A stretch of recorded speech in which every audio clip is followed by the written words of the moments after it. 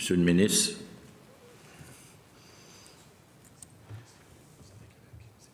Est-ce que, excusez-moi si je suis en train de vérifier, moi je peux prendre la réponse ou est-ce que ça peut être ma collègue à ce moment-là?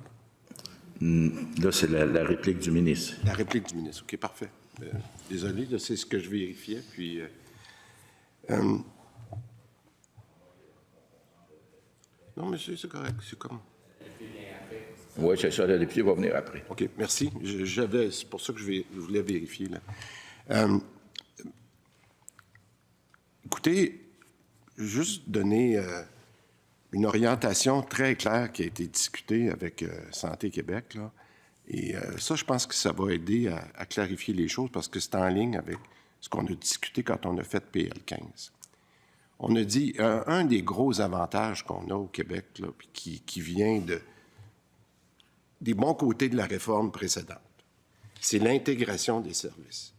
Parce qu'à un moment donné, on disait, est-ce qu'on va juste du côté de ce qu'on appelle tout le côté médical ou on continue d'avoir des centres qui sont intégrés avec les services sociaux?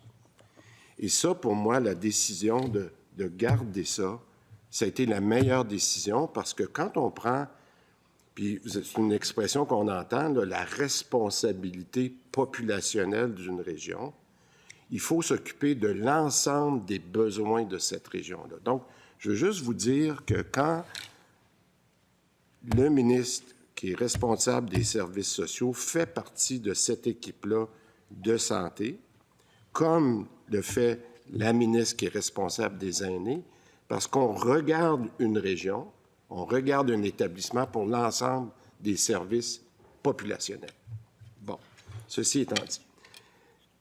Tout à l'heure, j'ai donné l'exemple de comment on peut demander à Santé Québec de corriger une situation. Puis ça, c'est important que les gens le comprennent, là, parce que dans PL15, on n'a pas dit que le ministre perdait la responsabilité par rapport aux orientations. Puis ça, je suis content que vous me donniez cette question-là, parce que j'ai donné l'exemple tantôt de Trois-Pistoles, suite à la question du député de Pontiac.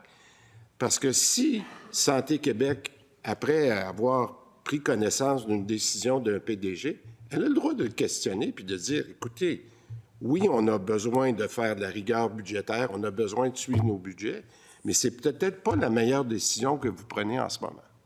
Je reviens, mais c'est ça la marge de manœuvre. Quand j'ai dit de leur faire preuve de jugement, mais c'est à eux de gérer ça et c'est à nous de superviser, comme je pense qu'il est fait, entre autres, par le Conseil d'administration de Santé Québec.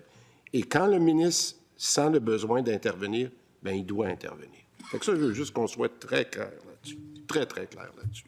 Maintenant, sur la question spécifique des services sociaux, ma collègue, c'est pour ça que je me demandais, puis tantôt, elle pourra revenir.